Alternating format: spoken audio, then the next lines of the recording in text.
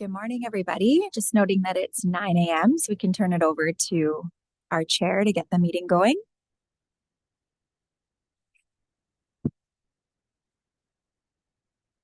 Before we start, I'd like to do a land acknowledgement. I'd like to recognize that the area we call the Fraser Valley Regional District has been home to Indigenous peoples for generations. There are 31 communities with reserve lands in the FVRD's jurisdiction, as many as 69 groups with interests in the area. This diverse landscape means that there are many viewpoints that need to be considered when we make decisions, because what we decide as local government can affect everyone in different ways now and in the future. So as part of our collective responsibility, I commit that we continually examine the work we do to ensure that our projects, plans, initiatives, and discussion are guided by the principles of inclusion, collaboration, and reconciliation today and in the future. So with that in mind, I'd like to call to order the July 8th, 2024 meeting of the FVRD Board of Variance. The next item on the agenda is the approval of the addenda and late items. The motion is that the agenda late items for the Board of Variance hearing of July 8th, 2024 be approved, and that all correspondence and other information set to the agenda be received for information.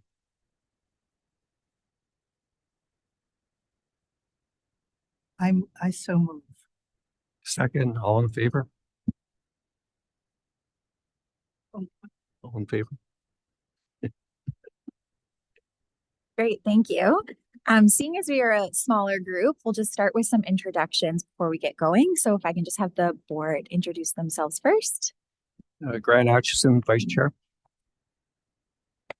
Judy Duffus, full member. And I'm Lauren Olenek. I'm the Deputy Corporate Officer. And then to my right, we have Jamie Van Ness, Director of Legislative Services, Hasib Navi, Deputy Director of Planning and Development, Tracy Herron, Planner, and Haley Catan, Planning Technician. And in the back, Amanda Malloy, our Admin Manager, who will be our Recording Secretary. And then we have our applicants here, Diane and Don Bruno. Welcome.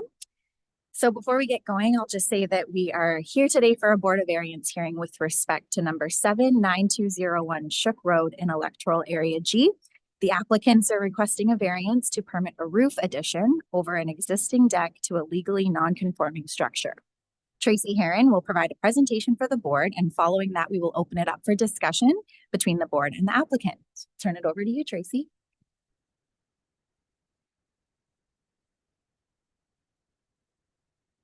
Okay, thanks, Lauren. Today we're addressing the Board of Variance application for user lot number 7 at 9201 Shook Road, which is known as Aqua Vista Estates, and that's located on Hatsig Island in Electoral Area G.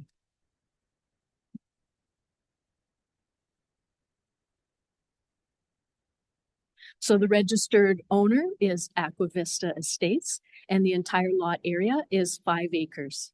Within that 5 acres, it's divided into 21 user lots, and the user lot 7 is with Don and Diane Bruno. The FVRD floodplain regulations has a flood construction level of 10.3 meters, and that's above mean average sea level, and that's for habitable spaces. And there's also a 7.5 meter setback from Hatsig Lake. The official community plan designation is rural, and the zoning is rural 4. So these images show the subject property. The image on the left shows the property location in relation to Hatsig Island itself. And the image on the right shows user lot 7 in relation to Aqua Vista Estates. So today, the request of the Board of Variance is for a roof addition over an existing deck. The photo on the left, it shows the gray area. That is the roof cover addition, and that's attached to the dwelling. And you can see on the right that it just slowly slopes or gently slopes kind of towards the back of the property. Again, we can see this site plan. The light gray area is the existing residence. The darker hatched area is the wooden deck underneath the roof cover. And then the dotted black line shows the roof addition, which is just over 1,000 square feet. So today, the Board of Variance must consider if the prohibition of the roof cover over the existing deck would cause the applicant undue hardship. And the applicant has provided the following reasons for hardship if the roof cover was to be removed. So for one, it would be costly to have the roof cover removed and disposed of. And the roof cover extends the deck life by protecting it from rot.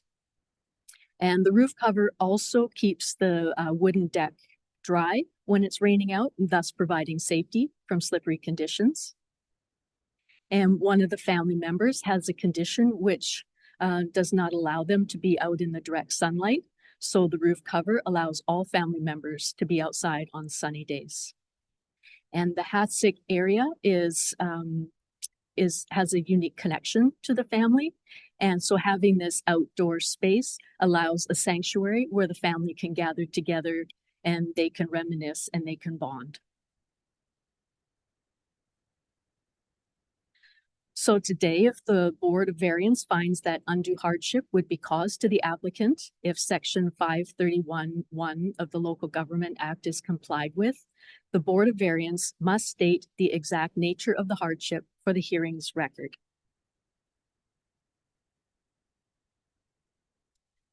So the board is to take several things into consideration with this variance. And one, it's to decide whether the roof cover results in inappropriate development of the site. So the roof cover is, it won't change the non-conforming residential use. It meets the zoning bylaw siting regulation. And it also meets the general exemption criteria under the FVRD floodplain management bylaw. The board must also consider if the roof cover adversely affects the natural environment. So the roof cover does not increase the footprint of the existing dwelling, and the roof cover is not expected to contribute additional stress on the water or the septic capabilities. And it is also unlikely to adversely affect the surrounding natural environment. The board must also consider whether the roof cover substantially affects the use and the enjoyment of the adjacent land. So the entire roof cover is located within the user lot, and the roof cover is lower than the height of the dwelling, which then does not impede the views from any of the other neighboring user lots. Notification through a mail-out was provided to the property owners and residents within 30 meters of the site. And a petition for support was provided by the applicants, and 5 other user lots from Aquavista Estates was provided. The board must also consider if the roof cover varies the permitted uses and densities under the applicable bylaw. And the property density is already legally non-conforming. So the proposal or the roof cover does not change or increase this non-conforming density.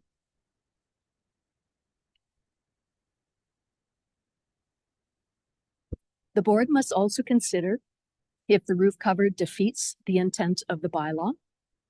And the intent of the bylaw is that non-conforming uses will cease at the end of the natural useful life cycle of a single family dwelling.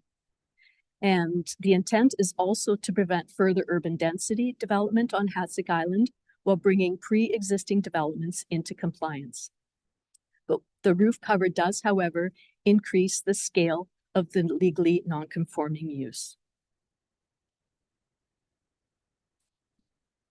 So Section 531 of the Local Government Act states that a structural alteration or addition must not be made to a building or other structures while a non-conforming use is continued.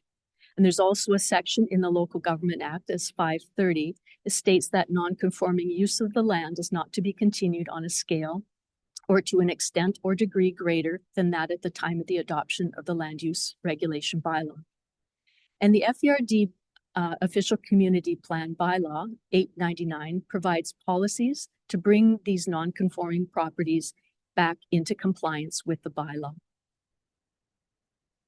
So today, the board may order that the applicant be exempt from Section 531(1) of the Local Government Act if the board has heard the applicant and any person notified under Section 541 and finds that undue hardship would be caused to the applicant if the bylaw or Section 531(1) is complied with, and is the opinion that the variance or exemption does not result in the inappropriate development of the site, adversely affect the natural environment, substantially affect the use and the enjoyment of the adjacent land, and vary the permitted uses, densities, and applicable bylaw, and if it does not defeat the intent of the bylaw.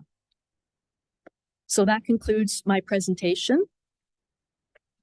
And so the board now has two options. One would be to approve the application, subject to undue hardship considerations. And if they were to choose that, then they would have to state the exact nature of the hardship. Or they could refuse the application.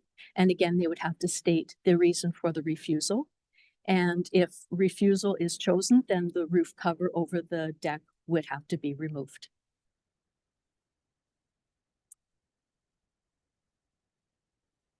Thank you, Tracy. Great report. Thank you. Very thorough. Do we want to deal with 6 before we go to the decision by the board? Just the public participation, or?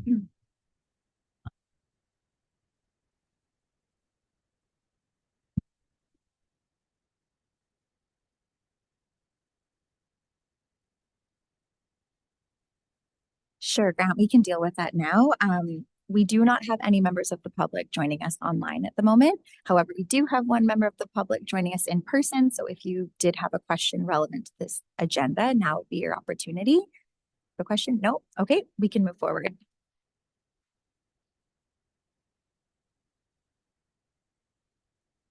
Judy, did you want to make any comments first? I have considered all this before the meeting. Sorry. I have considered all the points that you made in the presentation, and my recommendation or my motion is to approve the application. And the reason is behind it is the undue hardship that would be caused by the removal of the roof over the deck. The reasoning here I have is that if you live on Hatsick Island or have a property on Hatsick Island, you want to be out of doors. And to take that away would provide, if you like, no, not provide, would cause undue hardship, partly because of the fact that one of the members of the family have a problem with sunshine, so one would have to sit inside and the others outside, and that the whole point of the place is to provide a sanctuary for the family. And that is my reasoning. I have also considered all the other factors that we were asked to look at, and none of these appear to be applicable to this particular application. For example, if you like, there's no increase in density. There is no way it affects neighbors, and it does not change the fact that this building is non-conforming. It doesn't change that at all. It still remains non-conforming, and that's it. So that's my reasoning. Thank you. Thanks, Judy. Just also add that I think we have to consider a couple of things. One is that with climate change, and we're getting days like this more and more common, so therefore shade structures are important for the enjoyment of properties such as this, and in particular this family's unique circumstances, makes it all that more important. So I agree with my co-board member that removal of the structure would cause the owners to lose full use and enjoyment of the property, and therefore its removal would create undue hardship. And therefore, a move that we grant the exemption. In other words, approve the applicant's application. So moved.